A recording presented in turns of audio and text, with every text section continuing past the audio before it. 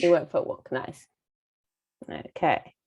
And then we've got Rukmini and that George and Gajendra. Maybe Mara as well. So according to the UK time, it's Gaurakisora Dasa Babaji's Maharaj's disappearance day. I don't know if it's the same in the States, but sometimes it's different. So it's his disappearance day today. And so I thought, well, why not have this as an opportunity to lead class and learn about him, because I only know a little bit. So I feel like a toddler giving a class on 1, 2, 3 when I'm just learning it. So here goes.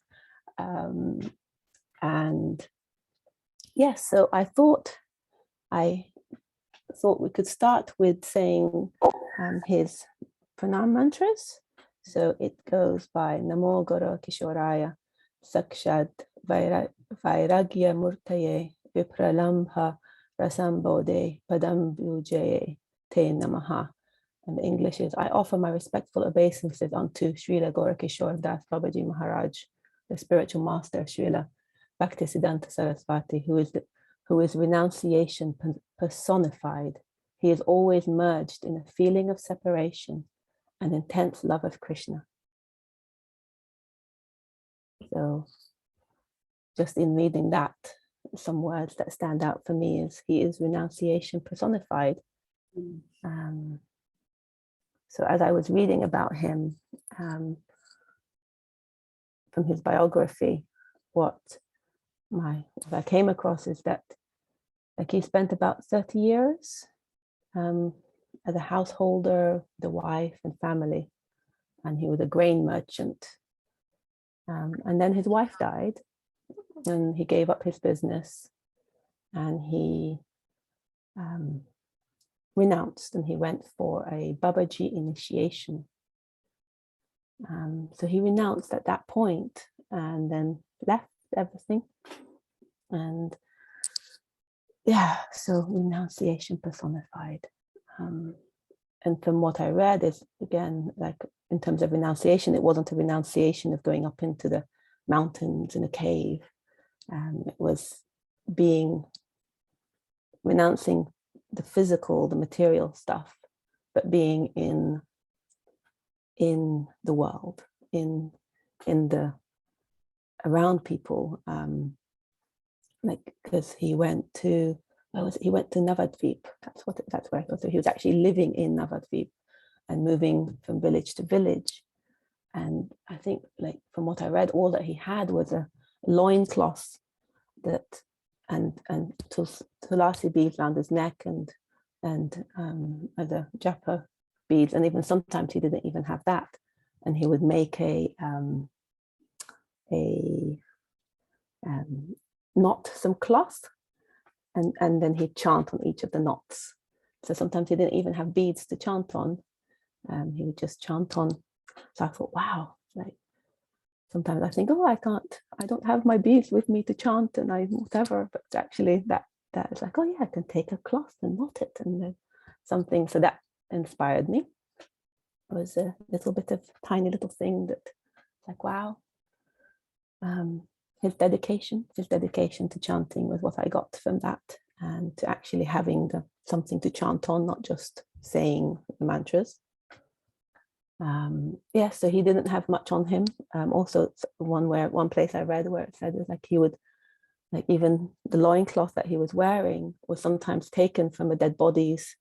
Like he literally didn't have anything, and he would just take what in my mind would be like, oh, it's very dirty and lowly and like wouldn't want to touch with a stick sort of thing. But somehow he could do that. And it didn't besmirch who he was or any of his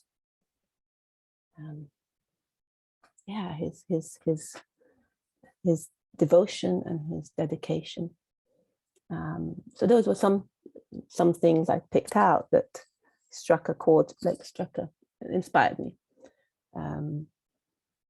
And yeah, so part of the biography was he did that.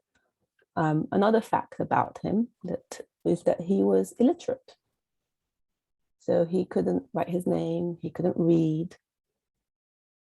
And yet he was, like in the Pranam Mantras, it says renunciation personified. And then somewhere else, it was like coming to this place of he had so much knowledge. He was almost like, these are my words, I'm going to say them, like knowledge personified, like he was really connected with that aspect of, so he would go and attend Srila Bhaktivinoda Thakur's talks. So he'd go and have talks with Srila Bhaktivinoda Thakur and listen, and then he would engage and have discussions, all these Vedic discussions, and he never read a word. And he never like read, never sort of, it wasn't like, okay, he was a scholar and he grew up like as a Brahmin. He was a Vaishya, I think. Yep, the merchant. So it wasn't there, but yeah, he could have all these conversations to the point that Srila Bhaktivinoda Thakur, who was considered his like Shiksha guru, he wasn't like his direct guru because he got initiation from somewhere else, but even like Bhaktivinoda Thakur was like, wanted his son to go and get initiation from, who was like, so like from Gaurakisora Dasa Babaji. So like he was knowledge personified for me, like from what I'm reading about him. Like he was so illiterate on a material level, but on a consciousness level, yeah, he wasn't. He could speak truth. He could speak knowledge, and so then that for me, my brain did the like a thing. It's like, okay, it's like, okay, our nature is Satchitananda, so one of that, so that's part of our nature, and then so it's like, so he was really in touch with that aspect of connecting in with that aspect of our nature. Yeah. And then, so then I was reading somewhere else, and then Srila Prabhupada said that, so I'm just going to quote what Srila Prabhupada said, and he said, spiritual knowledge becomes revealed. It is not subjected to any material acquisition. It becomes revealed. How? Yasya deva para bhakti yata deva tata goro. One who has a staunch faith in the Supreme Lord and staunch faith in the personality of his spiritual master, bona fide, then he gets all the things revealed in himself. So again, like, so when I read that and when I note that down, staunch faith, and that, like, so spiritual knowledge. So Gaurakisora Dasa Babaji wasn't a scholar; he never read, but spiritual knowledge was revealed to him. So then, why was it revealed to him? This tells me he had staunch faith. He had staunch faith in his Lord, in the Supreme Lord, in Krishna, in his Guru, in his spiritual master. And what he needed to know was revealed to him. So then I take that and I sit with that for me, and I say, okay, well, what does that mean for me? Like, I am definitely not a scholar of any type. I am not very knowledgeable. I don't read that much. I do my best to read. I don't read that much. And yet there's a place of falling back of, okay, there's that place of faith, of staunch faith, that what I need to know would be revealed to me. So I do my part. In Sattva terms, we can say action leading to insight. So I can take the actions of reading these books and reading this knowledge given to us. But in reality, it's by the grace of God, it's by the grace of Krishna that this knowledge will be revealed. It's nothing I can do. So it's down to faith. So then I jump and make another link again in the Bhagavad Gita, chapter 10, verse 11. The verse says in English, out of compassion for them, I, dwelling in their hearts. So this is Krishna speaking.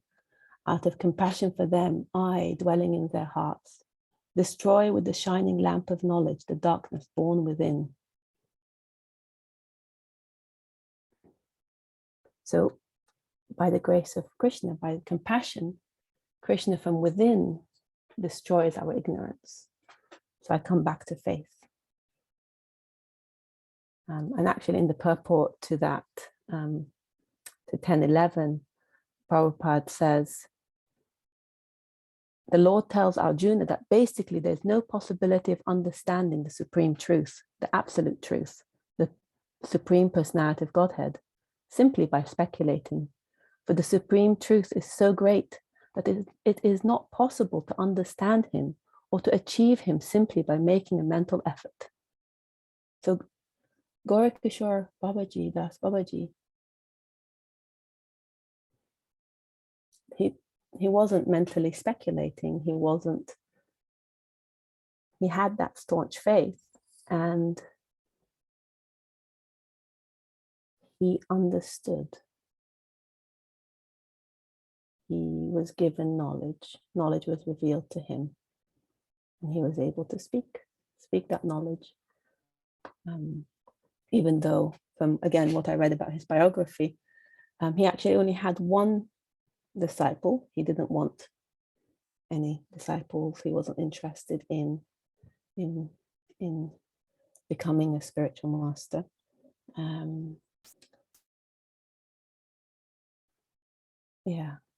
So his only disciple was actually Bhaktisiddhanta Sarasvati, who was Srila Bhaktivinoda's son, who's actually he's known as the scholar of this age. Like he was so scholarly, and yet he took initiation from Gaurakisora Dasa Babaji.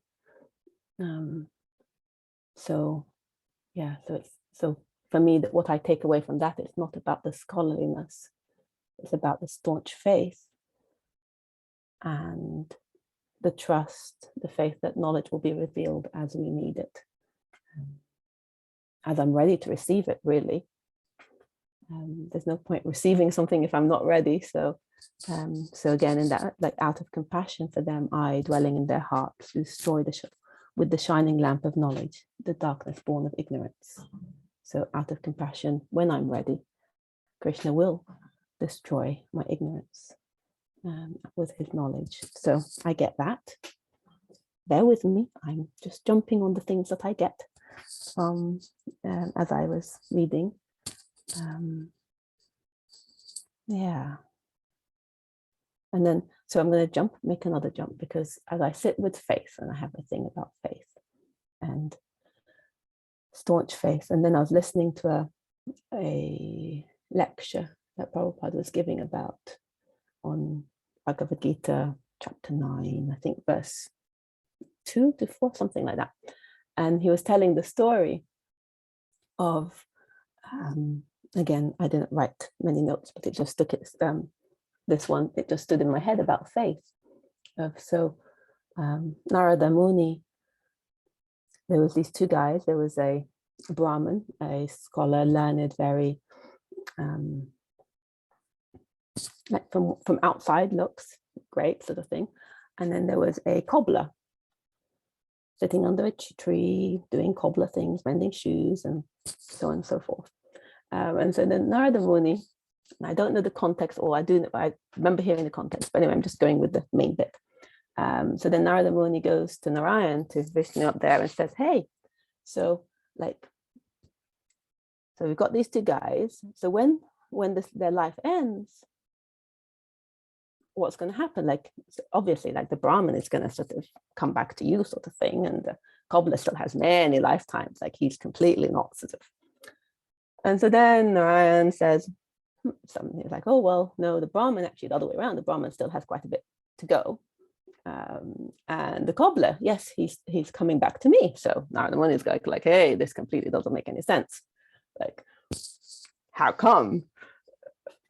So then, so the story goes that then, and at this point, Narayan is threading an elephant. Hey, good gender. Threading an elephant through the eye of a needle. so, and he says, okay, well, so then Narayan says to Narada Muni, well, go back and tell them this, whatever, and whatever. So anyway, so Narada Muni goes back, and so he's talking to the Brahmin and says, oh yes, so blah, blah, blah, what this was going on.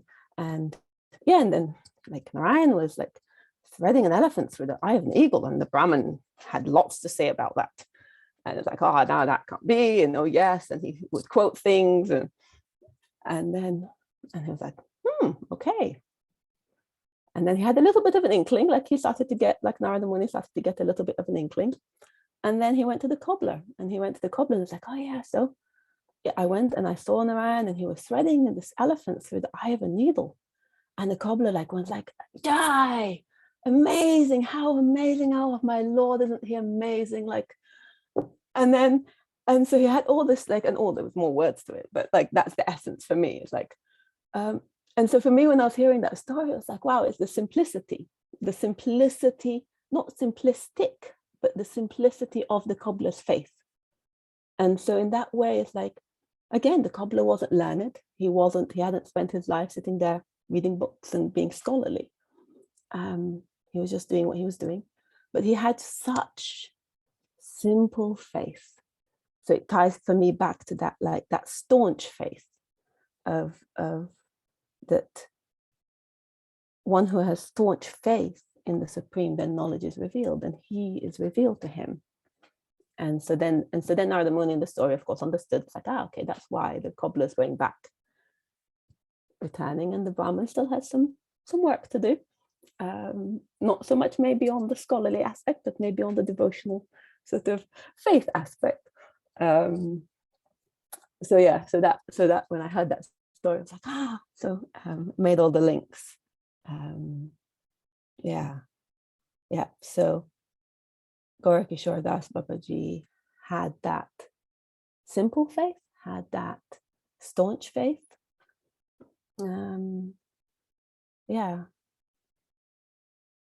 So that sort of, for me, is an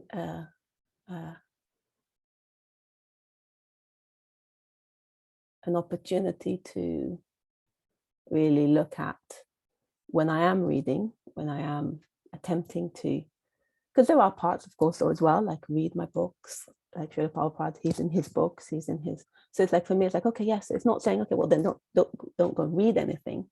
So it's not that, but what's my intention? Where am I at when I'm reading? Am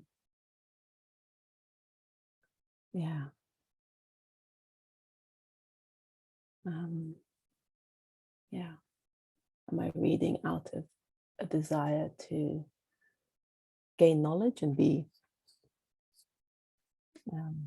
or am I out of faith, out of devotion, out of so just bookmarks for me, a question to ask myself day to day.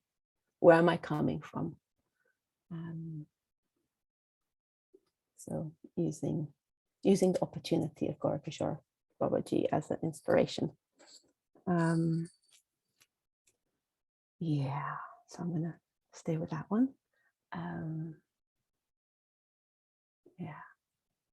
So, and then I'm gonna jump to another aspect. As I was reading his biography, so there's this whole story about that he used to like to go and sit and chant by latrines where it was really stinky and really horrid.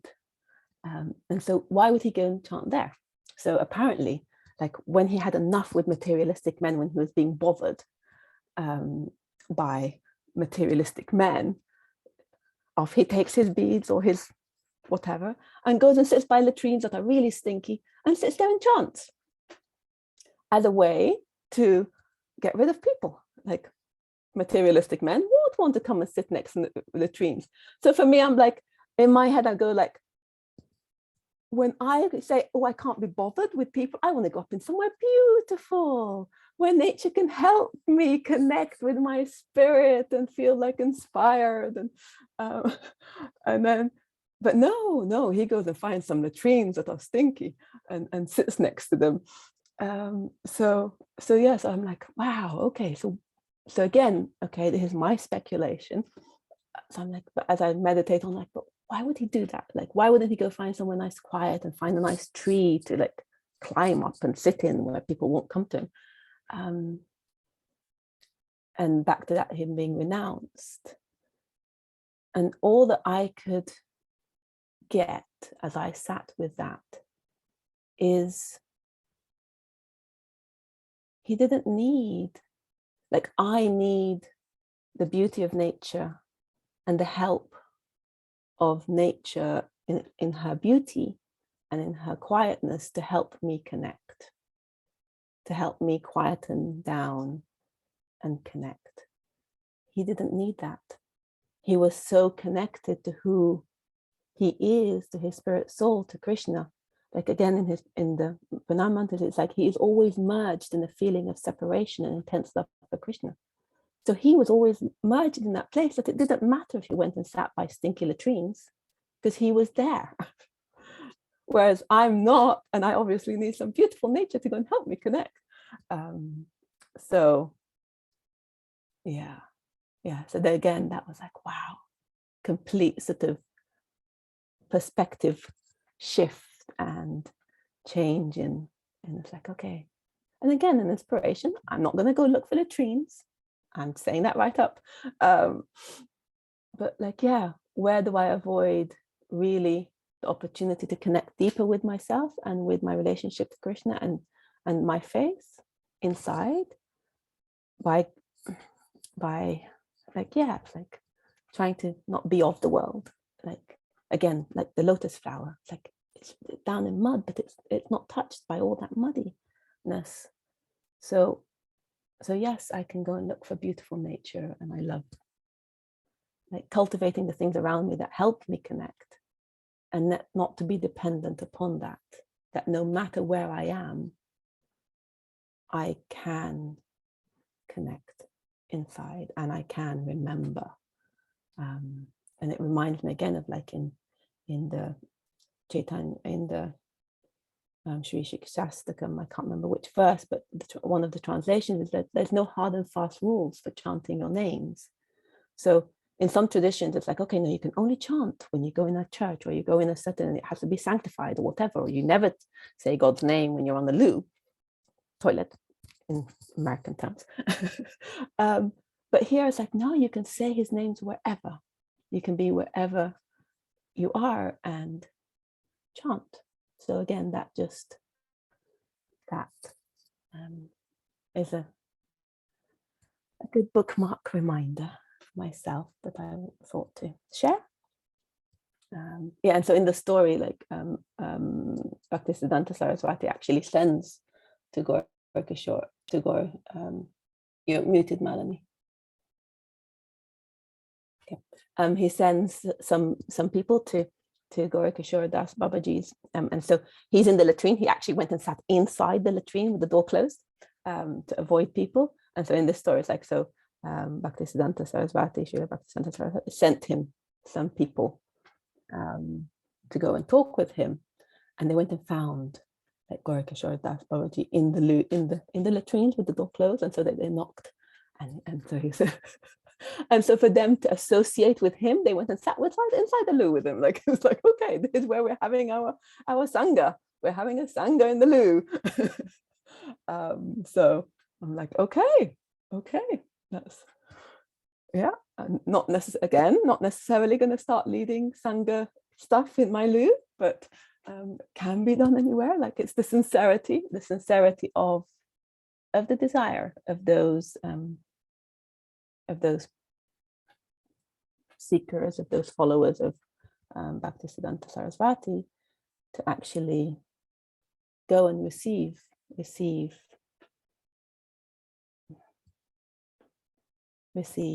from Gaurakisora Babaji. So it's like, again, that question of sincerity, how sincere I am. Like, if everything is perfect, then my sincerity comes out, or can I really be sincere regardless, even when it's really horrid and stinky and Yeah. Yeah. Yeah. And again, as I'm just sitting here with that question, and it's again the story of Srila Prabhupada, who was and I don't remember, again, huge context, but anyway, he was not well, and he was visited by this doctor who apparently was very drunk. And so the doctor gave him lots of suggestions and advice. And one of them was he needed to walk more. And so Srila Prabhupada, and I don't remember the exact words, but the point was that Srila Prabhupada found the gold. It was like, even though there was this drunkard guy doctor, but he found the gold. So that's where apparently the Japa morning walk started. After that, he said, okay, yeah, I can. So it's like, so no matter where we go, there can be, according to my faith and sincerity, I can see truth, or like there's guidance, even if it's covered by latrines, or even if it's covered by a drunkard doctor, but to connect in. So that just popped into my head to make the link. Yeah, I'm just going to take a pause to see if there's anything else that wants to come right now.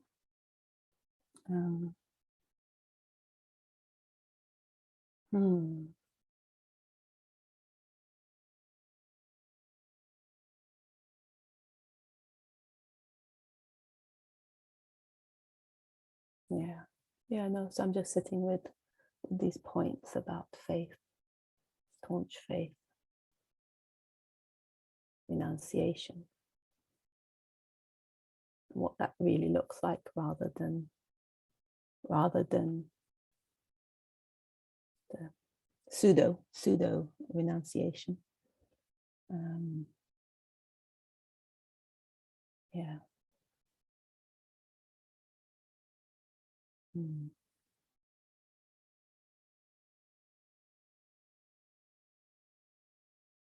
Yeah, and there's more to his biography. Like, there's different aspects, but they don't seem like something I need to share right now.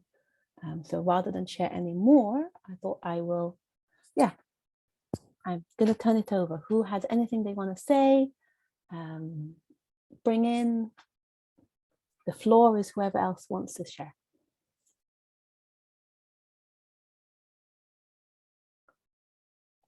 So Malini, darling, is asking in the chat, saying, would you speak about his disappearance day? So why don't you speak about his disappearance day, since the inspiration is there? No, I really appreciate everything you said. It was really thought-provoking.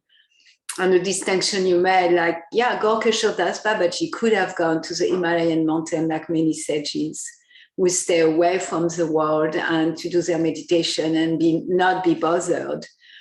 But it chooses to be in the world, but it chooses to be in the world in a latrine. So it chooses to be in the middle of everyone, like, and then for everyone to learn by his example, really. And I appreciate you making that distinction. Like, he could have done that, and his pastime was something different. And also the distinction you made between imitating and following. Like, okay, we maybe won't imitate and go in a latrine to chant japa and have our Bhagavad Gita reading together. But we can learn, like, okay, to not be dependent on any material situation in order to do our bhajan, in order to focus with Krishna, in order to be with Krishna. And I appreciate also you were saying about, like, well, in fact, we are in a latrine. Like, our eyes only see material distinction and make material distinction based on duality, like nature is better than latrine.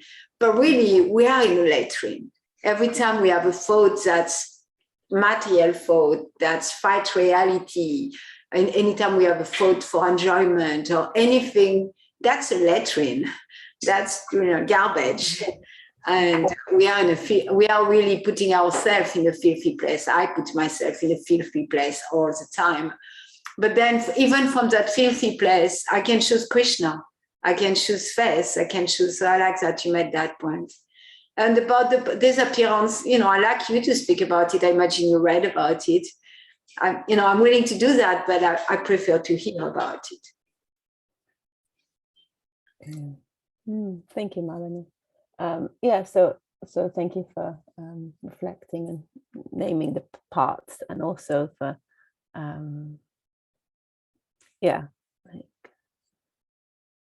asserting that place of just the fact of my life, our lives, is we are in the filth, whatever that looks like, and so then we get to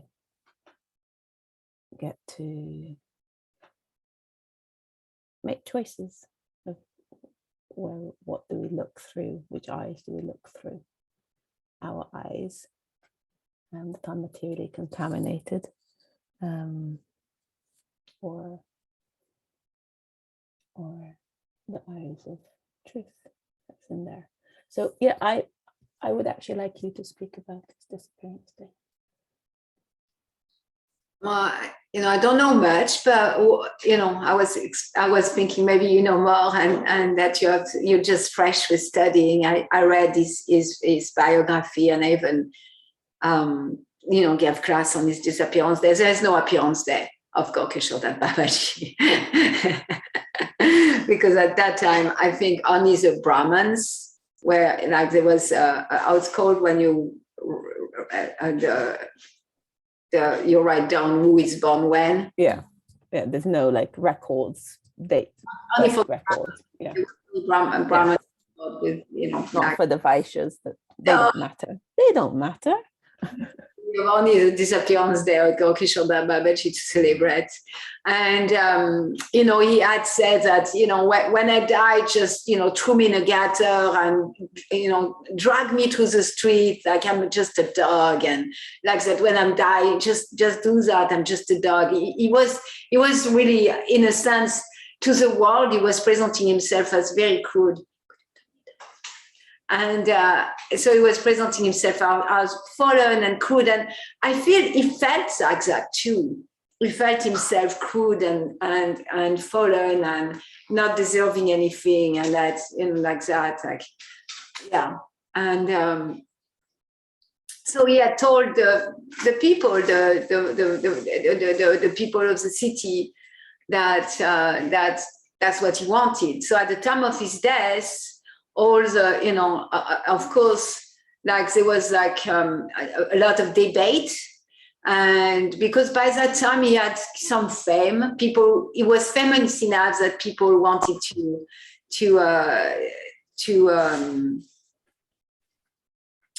kind of take him, because in India, in the Smarta Brahmana, there is kind of money making, religiosity happening at that time. And so they all wanted to get his body to make money, to make a samadhi. Oh, I'm taking him. And then that's when Bhaktisiddhanta Saraswati Thakur came. And he came to the scene as his only disciple. But because all the other ones were more qualified than him externally by their ashram and age and all that, they were thinking that, Bhaktisiddhanta at the time he was young and they will not listen to him. And then he challenged them. About, okay, let's say, you can take the body of Babaji Maharaj and you can take him, the body, if you're qualified to take that body. So let's say, okay, you didn't have sex in the last month, nobody show up. Okay. So in the last week, nobody show up. Okay, so that's fine. So in the last day, and then it all went away. And then that's why you got to take care of the body and of the body. Of course, it's there's no difference between for a pure devotee, the body is pure. And so he was able to erect a samadhi of Gaurakisora Dasa Babaji that way. Mm-hmm. But Babaji Maharaj, he was saying, like, just throw me in the street and let the dog eat my body. Mm-hmm. So if there is more you read about it, I want to hear. Thank you. And I really enjoyed you telling it, because reading that part, like I read it, and you telling it has much more animation for me. So I appreciate your animation there. And this making that distinction of, from his perspective of how he saw his body, his self, like it's not of any value yet for his disciple and for others. It's it's a different story. So which for me ties in with a lot of what I'd read about him, about like he didn't see himself as this evolved. He didn't want to be a spiritual master. He didn't want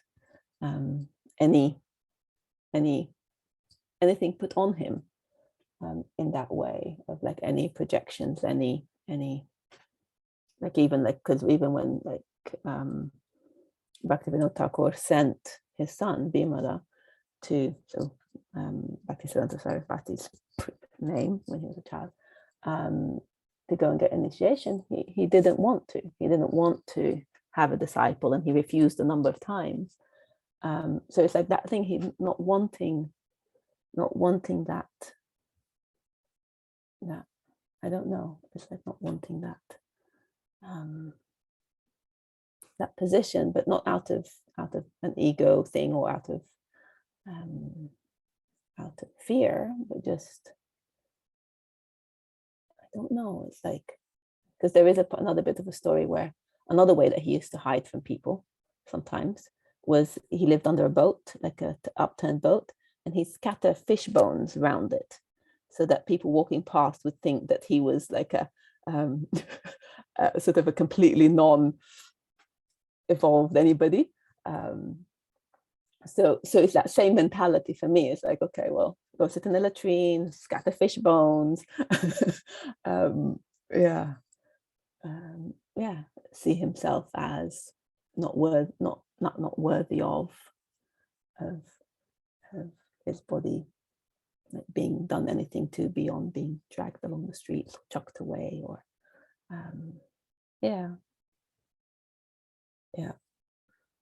Yes, I'm just checking, is there anything else with his actual disappearance that I read that wants to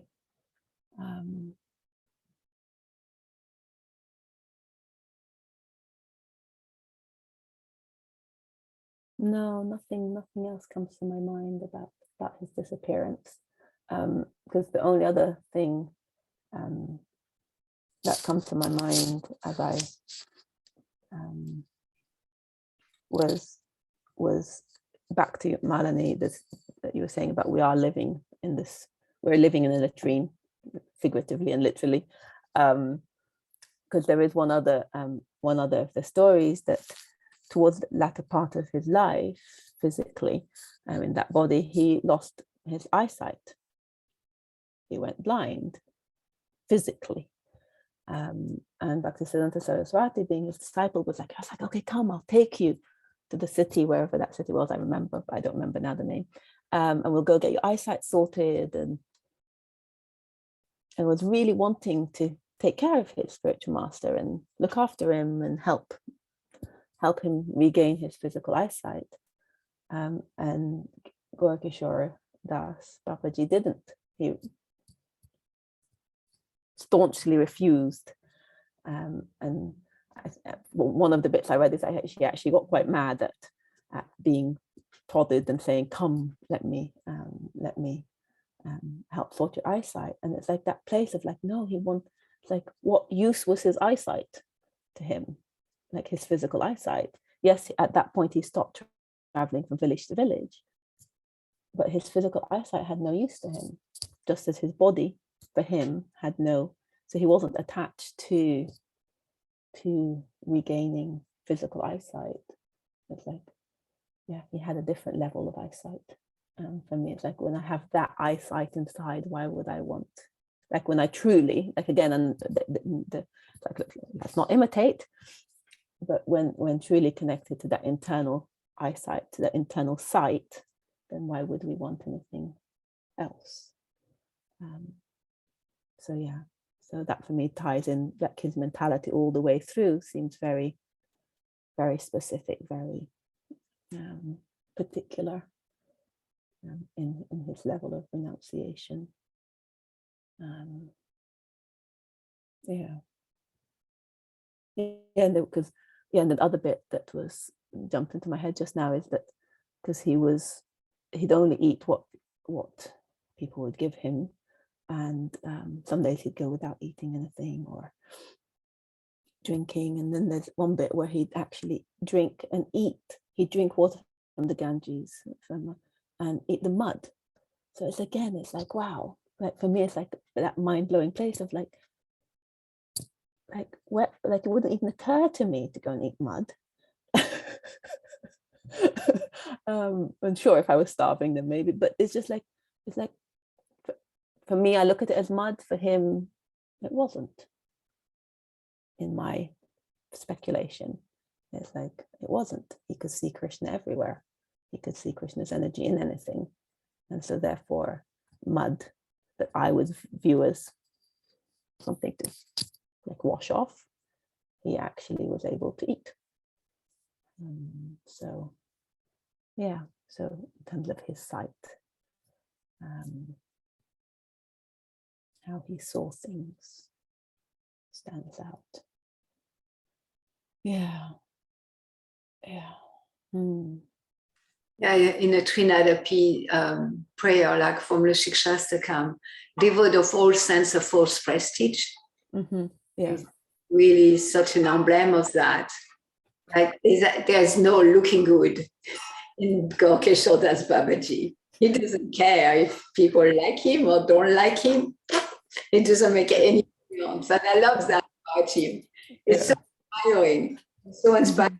Like he acts as he is, connect ways, and then people do whatever they want with that. And then you him because they think he's a great personality, and if they don't really want God, if they don't really want spiritual knowledge, if they don't really want like spiritual life, then it becomes like, okay, go away, I don't want to have anything to do with it.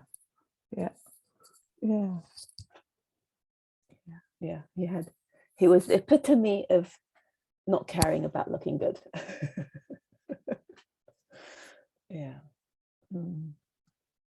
Anybody else? Anything anybody else has heard, read, knows? Anything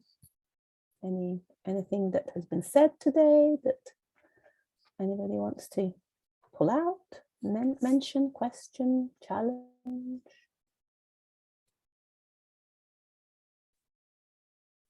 Bhakta is easy. Now you have something you want to say. Oh, Eze, dear. Hare Krishna, Syamapriya. Hare Krishna. Yeah, so I I really enjoyed like the humorous spirit of your class. That's like a style of class that I can really connect with. And the point that really stood out to me is when you were saying you're making the distinction about not being dependent on any particular material environment to practice spiritual life, to practice Krishna consciousness.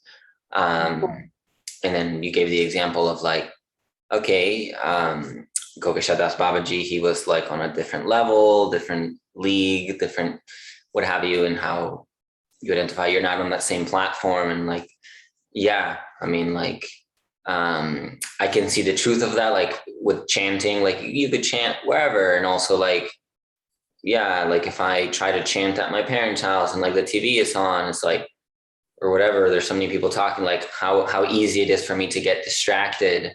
And so I'm like, I guess simultaneously appreciating Gaurakisora Dasa Babaji, like his transcendental ability to practice anywhere.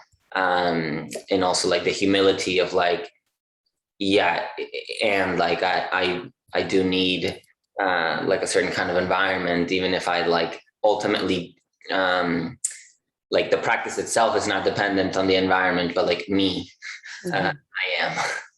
Yeah. Yeah. Thank you. Yeah. Thank you, Eze. Yeah, I appreciate your sharing, and yeah, that distinction of it's not about imitating him, because we're not on that level. Don't know if we'll ever be, but what I'll ever be. And it's those starting where I'm at, noticing where I'm at, cultivating what I need. So that place of knowing, it's like, okay, being realistic. You're not going to chant anywhere close to focused when you've got a lot of noise going around you. So taking responsibility to cultivate that environment, whilst also maintaining maybe the just the awareness on the edge, that not to become dependent on that, like that thing of like, yes, knowing that I need to cultivate this to support my focused chanting, and I'm the one who's needing that, not the chanting itself, not the practice itself. Yeah, so it's simultaneously both. Yeah, starting where we're at, whilst also holding maybe an intention of where we can go towards. Yeah, thank you, Eze. Hare Krishna. Hare Krishna. Yeah, and I'm in a similar place of like, yes, I definitely do not want to go find similar trees and go and sit and chant at them, because I'll be sort of screwing my nose up and going, no. I'd much prefer to go and find a nice tree up a hillside somewhere where there's not a single person. So I'm with you on that one. Yeah. Thank you, Eze.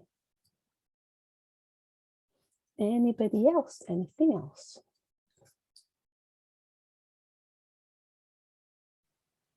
I appreciate your class, Syamapriya. Hare Krishna, Rukmini. Thank Yeah. you. Very nice that you actually knew what you're talking about. Maybe that was a looking good, but no. Thank you. Yeah, humble, but you learned the class, so it's nicely prepared. Appreciate it. Thank you, Rukmini. I appreciate it. I appreciate your feedback. Jai. Jai. Anything particular from the class, Rukmini, that or about Gaurakisora Babaji that stands out for you, that you're inspired by or can take into your life? Or Yeah, you pretty much covered and everybody else feedback. Nature and nurture is kind of came to my mind, now. There's some talks about nature versus nurture, and this kind of brought it to my mind. And also the idea that as Vaishnavas, we're so strict in cleanliness, and the idea of muchi suchi. So chanting in an area that's considered contaminated, such a contrast. Because some, like the other day, I was hearing, or I was reading, can't remember what it was. There's so many media resources going on in my head. That some devotee, she was visiting in Hungary. It was yesterday in a class here in Alachua. A devotee was visiting Hungary. They have a very special farm project there, and it's a very nicely, amazing, high standard temple. And she used the bathroom. I guess it was in the area where the deities were or something, and the devotee scolded her due to the fact that she kind of passed through in the area of the deities. So it brought to mind the contrast of this, like very extreme, the extremes, that we have in Krishna consciousness. One hand, the high standard, and then that's why he's a Babaji, because he has no, this concept of, he had his own reason why he did it, and to avoid the distraction, and so in one sense, Babaji, the Babaji mood is not the preaching. It's not a preaching mood. It's more like, not that he is not a great preacher in his own, in his own right, but I'm just saying that the mood is like, okay, keep away from the masses, and I don't need to get in touch with them. And then the preaching mood is, let's accommodate, let's kind of bridge over the masses and get in touch, and even sacrifice our own so-called comfort. But the spiritual example that he was setting, we have lessons, we learn. That's it. Thank you, Rukmini. I feel really enriched by your sharing and how you put it, because yes, like there's the aspect of the nature and nurture and where we're at, and then like the distinction between the Babaji approach, path, and then the preaching approach and path, and then that place of like the importance of cleanliness, and like not imitating the Babaji approach, and at the same time taking that distinction that none of it is dependent upon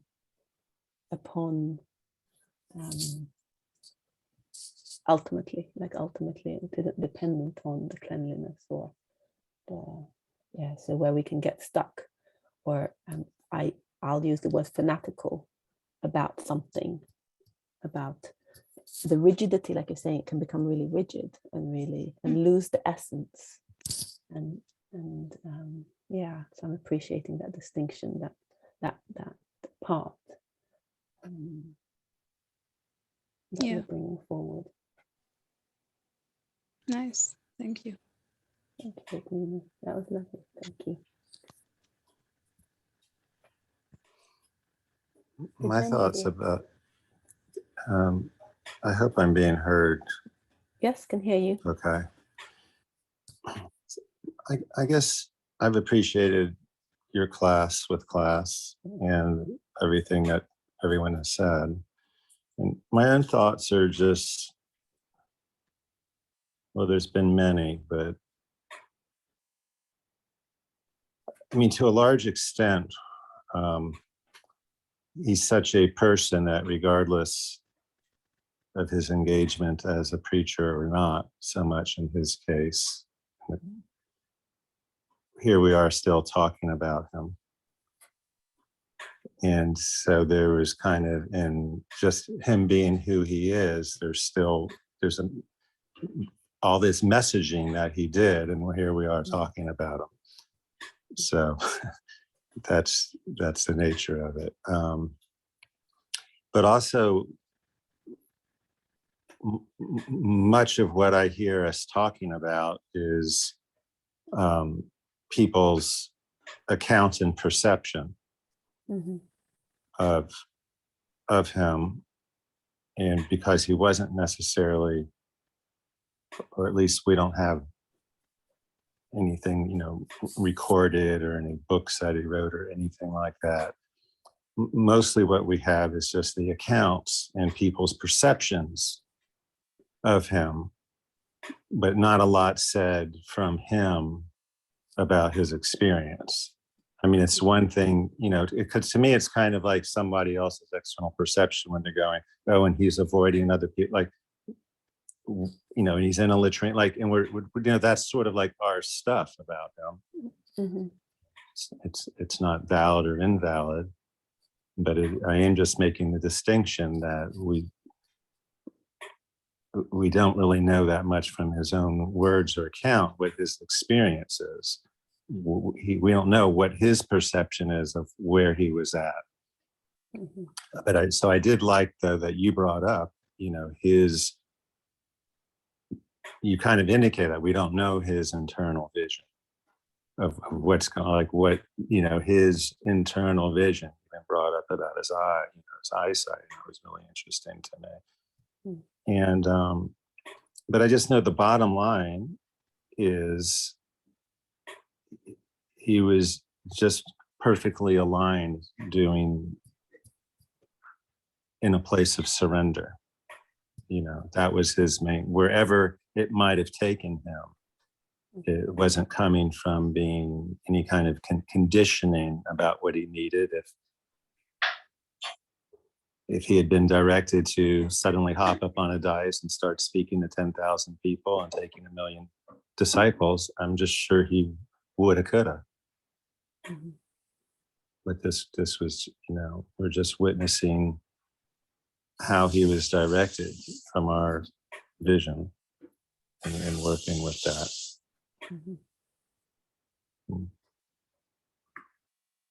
Yeah. Thank you, Gajendra, because it's like, making that distinction of, well, there's nothing recorded directly from him. All we can take is the stories about his life, and infer our own perception. There is an element of like hearing about his conversations and discussions with Srila Bhaktivinoda Thakur, and the fact that Srila Bhaktivinoda Thakur actually sent his son to be initiated by it. So that speaks 1,000 words in one word, sort of thing. That in itself, just that action by Srila Bhaktivinoda Thakur tells us a lot, without our inferring anything. So there's that balance between what was his own experience, and he was following, like you're saying, he was following his authentic path, whatever that guidance from within was. And he was fully surrendered to whatever that path looked like. The fact that he did surrender to taking on a disciple, even though he didn't want to for a little while, or maybe we're saying he didn't want to, but his process of refusing for a number of times might have had a different story.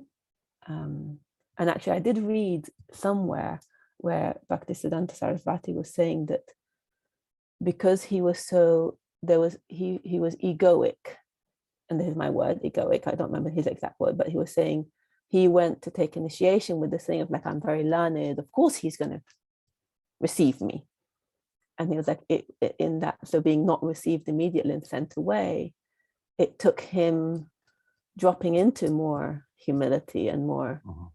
So that aspect, you just reminded me of that. So we could think, okay, he didn't want to take disciples, but maybe he had a different guidance, and his process of refusing Bhaktisiddhanta Sarasvati for that number of times was a service towards him, really connecting. That's what Bhaktisiddhanta Sarasvati shared. Somewhere I read that. Well, it's all pastime too. I mean, it makes for a better story.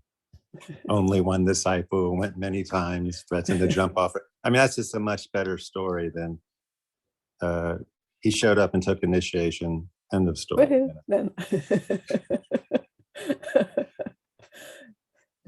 Well, I did read a few different versions. Some versions said 3 times, and some versions said 14 times. So there's some extrapolation there. Like it depends on where we want to go. But I appreciate that. And what you're saying is also like you have faith and belief that if Gaurakisora Babaji was given guidance to stand up and become a preacher in the vocal sense, that he had the capacity to do so. So it's not that he didn't. So that's your faith in him. Yeah, it is. I mean, I don't think that it was an inability based on material conditioning.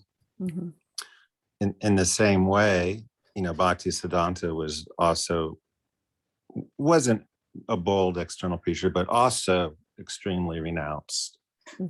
And, he made the famous statement, like he would have, hundreds of children if he could, here's a super renounced, reputed Naistika Brahmachari who would have hundreds of children. Well, I don't think it was a lack of Krishna consciousness. He couldn't do that. It just wasn't his role. It wasn't sanctioned. It wasn't a material disqualification or a spiritual disqualification that he couldn't. He could have. Yeah, that distinction between material and spiritual qualification.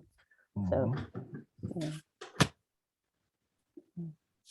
Thank you for class. You're very welcome. Sorry, Krishna Malini.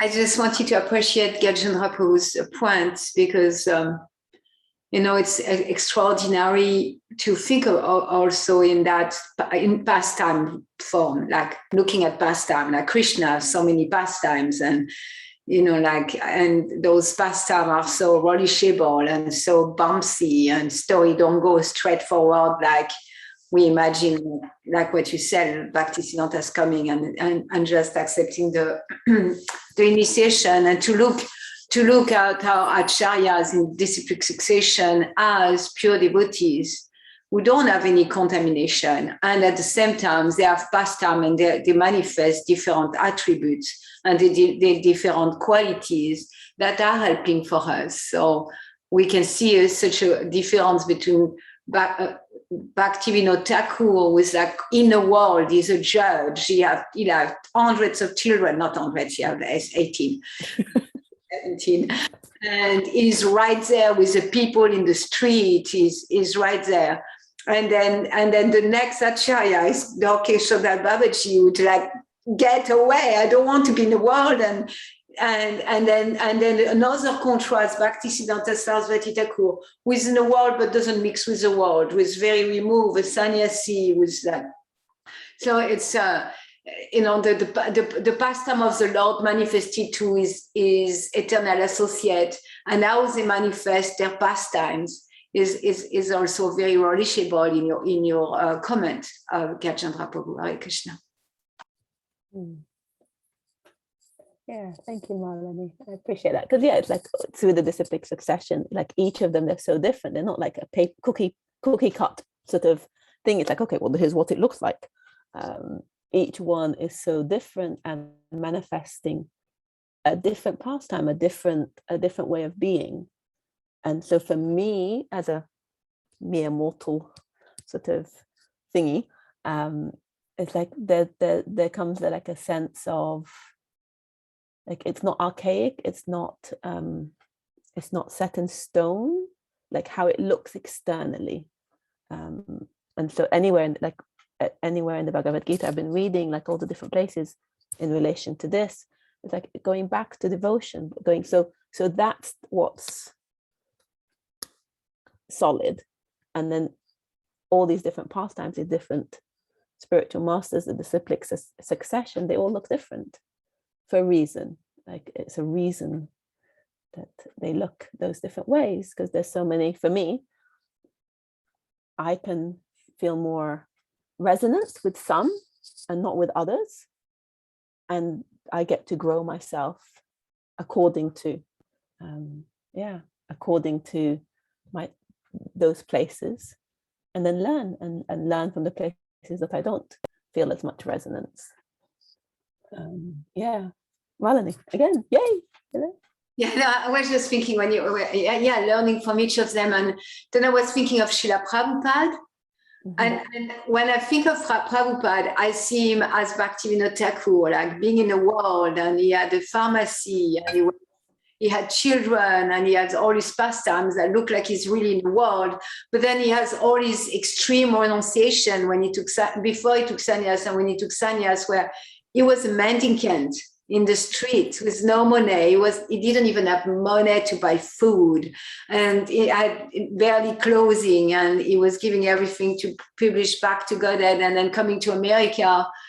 There is so much about Gaurakisora Dasa Babaji, because he had yogis that were saying, come and preach in my yoga center. Look at all these young, because at the time in the 60s, like women, like women in their 50s and 60s that were very wealthy, that were kind of maintaining the yogis. That was a population, like very, very hippity, like rich women that were, and Prabhupada was offered that, come with me and we preach, and we have all those rich people who are going to maintain us, and we live in Manhattan. And he was like, no, I go to the latrine. And he went to a latrine because when he was in the Lower East Side, it's described in all the biography, it smelled like pee everywhere. In the Lower East Side, there was like bums, and homeless people everywhere in the staircase and everywhere in the street. And he really described like where Prabhupada moved to was smelling like pee. It was smelling like pee and mildew, and it was like latrine, latrine, and he went there, and that's where he stayed. And then he really connected with sincere people who only wanted Krishna. So it's it's interesting to see like our current acharya, our like a current link to the Parampara, how kind of he kind of took all of them, all of those three we are speaking about, and manifest all their qualities, and at the same time manifest unique quality to be capable of connecting with the Western world, which was like, like coming to the moon, or like so strange. I imagine it must be so strange to come to New York and to those kind of people that were in New York, like foreign, strange lands, foreign, strange people with no culture. Yeah. So I felt inspired to share that. Yeah, no, thank you. I appreciate your enlivenedness and highlighting. It's like, okay, us looking at Srila Prabhupada and seeing how he manifests the different aspects. They look different in that age, but they were still similar, like in the sense of the being in the world, and then being the scholarly, and then being the latrines, and then his own aspect too of the empowerment and coming to the West and spreading it much more broadly. So each of the disciplic succession has a very uniqueness. And they're all interrelated, and with our current acharya, there's an amalgamation, maybe. You're smiling. I like seeing you smile. And just going to say, was for me, like if I hearing Malini, what you're saying in terms of that is, it also, if I look at myself, of just, I'm more approachable. Like I feel grateful that he didn't go and just go and do it with the very rich yogic and reaching those places, because otherwise, how would it reach me? How would it's like, there's that place of, if something isn't spoken to the everyday bottom level, like feeder level, like in terms of the evolution, then how would it come to me? How would I get any of that grace? Or so I feel grateful for the latrines. I have a new appreciation for latrines and loos, as we call them on my end. Gajendra, what were you going to say? I'm sorry to interrupt you. Oh, no. I guess wanted to bring more attention to this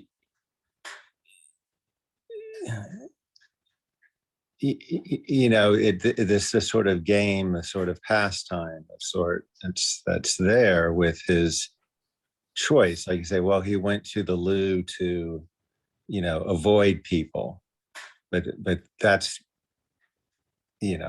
the lawyer side of me would just, take a shot at that, because there's a lot of other ways to avoid people. I mean, it was India, I don't know how long ago, probably over 100 years ago. And it would have been very easy just to avoid people just by going into the forest. Like for someone who can eat mud, they could just go into the forest and avoid people without going into the loo. So again, there's just a lot more game and pastime that's going on, because he really wasn't avoiding people. Yeah. When I can't be bothered and I'm really avoiding people, I want to go up into the hills. That's me avoiding. That's he wasn't avoiding. That's what the yogis, a lot of yogi types. Gajendra, your volume has gone. So try again. Yes. So I was just saying especially the impersonalist types, that's what they would do. They would go be by themselves and really be by themselves. Where it's again, his, inaction of preaching is just really another way of acting and preaching. Because here we are talking about him going to the loo and all the philosophy about it. So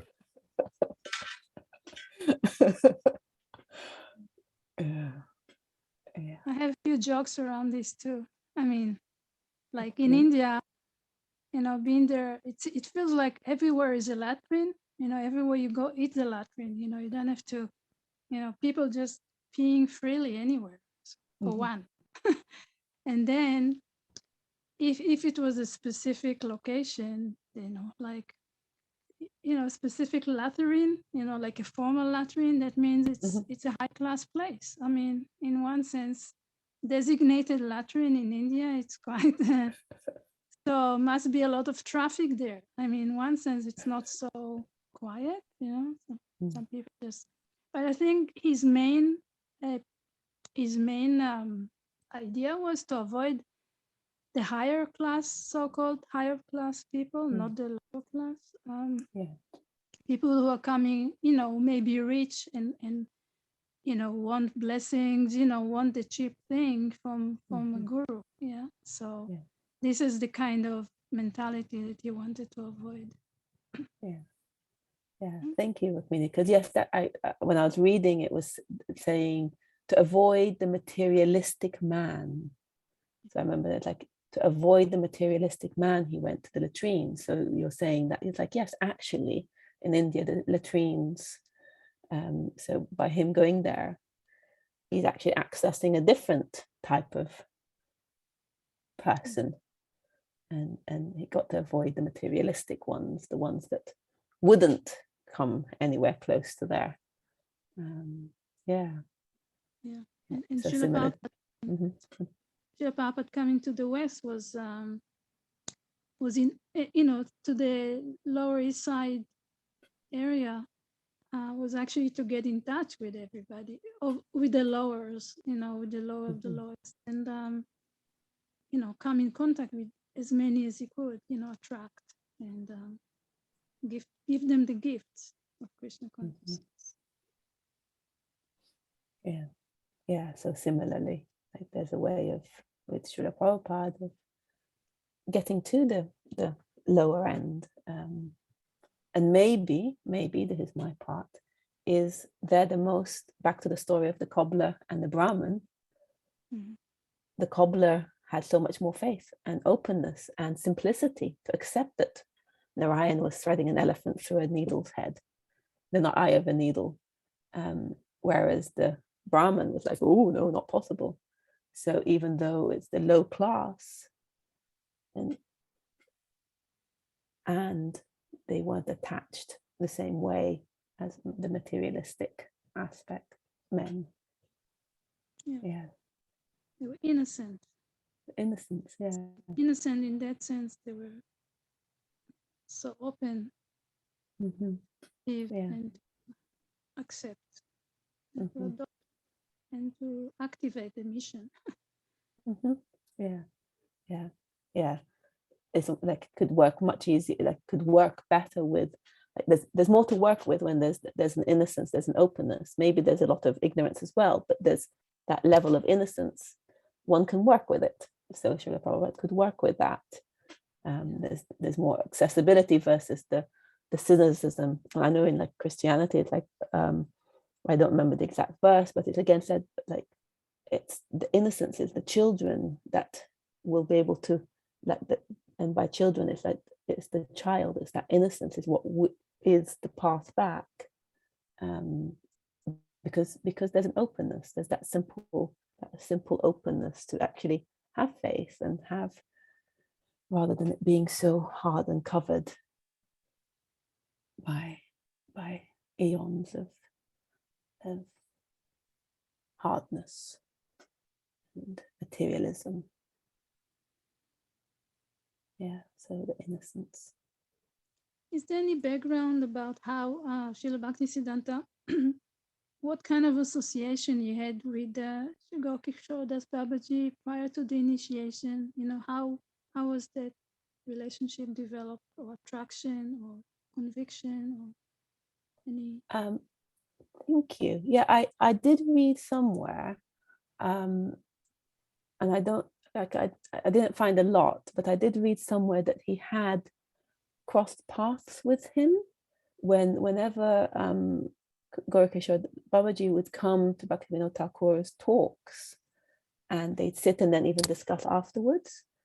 That Bimala at the time came across him then, and so would be part of some of the conversations, and like got to experience him, but it wasn't that, and that he was inspired by his level of knowledge and the conversations. So that's what I'd read, but it wasn't necessarily that, and so he sought him out in that sense of connecting to receive, but it wasn't that he had the desire to go and be initiated by him, that came from Bhaktivinoda Thakur, but that he had like various numbers of times of interactions, and that he was inspired and enlivened by. So that's what I'd read about that. I don't know if anybody has anything else about it. So was Bhaktivinoda the one who encouraged him? Yes, from what I read, it was Bhaktivinoda Thakur who then said to him, you need to go and take initiation from Gaurakisora Babaji. That was what I'd read. So it was very clear that from that perspective. So he had association, but it was Srila Bhaktivinoda Thakur who almost made that statement of, you need to go there. That's your person to go to. Yeah. And Bhaktivinoda's Shiksha Guru. Well, yes. Yeah, so Bhaktivinoda had a guru that he didn't actually, was more like a traditional family, right? But they actually chose different. Yeah. Diksha Guru. Yeah, I don't remember any name, like the names, but yeah, that's what I'd read too. Yeah. Jagannath Das Babaji. Wasn't it Jagannath Das Babaji, Bhaktivinoda Thakur's spiritual master? Yeah, I think so. Rings a bell, but Malini's nodding her head. So. Yeah, like both for Gaurakisora Dasa Babaji and Bhaktivinoda Thakur, maybe the formal initiation into Vaishnavism took place with one guru, like Vipin Bihari, I think is Bhaktivinoda Thakur's, and then Gaurakisora Babaji, I don't remember. However, the real Diksha means the giving of Devya Gyan, which is transcendental knowledge. The real Diksha for Bhaktivinoda Thakur was from Jagannath Das Babaji, and the real Diksha for the reception of Devya Gyan for Gaurakisora Dasa Babaji was from Bhaktivinoda Thakur. So in that way, we have our disciplic succession, which is a line of a reception of Devyagan, of transcendental knowledge. And then Shiksa means like instruction. And that may have been there, I don't know. But like it's really important to make those distinctions, that they really, it's a line of transcendental knowledge, of receiving transcendental knowledge that's given to Lord Brahma by Krishna. And Krishna also gave a lot of instruction to Lord Brahma how to do his job. But the most important in that line is the transmission of Devyagan. So for Bhaktivinoda Thakur, and in fact, Jagannath Das Babaji Maharaj, Bhaktivinoda Thakur, Gaurkishora Das Babaji Maharaj, and Vipin Bihari were in the same room sometime. Like we are in the same room here. Okay, here there is, Syamapriya and Rukmini and Kim and Gajendra, and we are discussing and we are churning the knowledge. And I would like to be even a roach, even so I hate them. But like to be in that room where those four are together, churning the nectar of transcendental knowledge. How amazing is that? So yes, Gaurkishora Das Babaji Maharaj, he got his transcendental knowledge from Bhaktivinoda Thakur, and he will be there, and he accepted Bhaktivinoda Thakur in that way. Yeah. Mm-hmm. Even so, his formal initiation, he received it from, I think, I don't remember the name exact, but from someone else. And it doesn't seem to have a lot of relevance. Yeah. So did you say that Gaurkishora Das Babaji had, who was his so-called official diksha? I don't remember. I think Vipin Bihari was Bhaktivinoda Thakur's official, like like when he got initiated. I'm not very clear, but Gaurkishora Das Babaji, I don't know either. I don't remember. I read his biography, but I don't remember the name of the person. But again, it doesn't seem that in the life of Bhaktivinoda Thakur or in the life of Gaurkishora Das Babaji, those personalities were of much relevance. Mm-hmm. That when what is in relevance for them is where they connected with the disciplic succession by the reception of transcendental knowledge, which for Bhaktivinoda Thakur was Jagannath Das Babaji, and for Gaurkishora Das Babaji, it was for Bhaktivinoda Thakur. Yeah.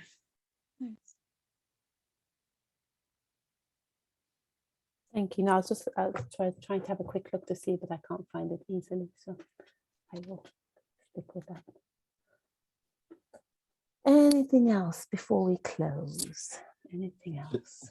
Just super quick, I just want to say how much I love the name Gaurakisora. Gaurakisora. I just love the name, his name. It's really beautiful to me. Gaurakisora. Yeah. Thank you, Gajendra. Anybody else? Anything else? Any last appreciation of Gaurakishora Das Babaji? Any last? I have appreciation of your presentation. It was very stimulating for me. Stimulating on many levels, on an intellectual and spiritual level, but also on an emotional level, which is interesting. It was stimulating on so many different bodies, like growth, physical body, also with the blindness and emotional, mental body, and spiritual body. So I really appreciated your presentation. Hare Krishna. No, thank you. Thank you, Malini. Thank you for prodding me. Anybody else before we close?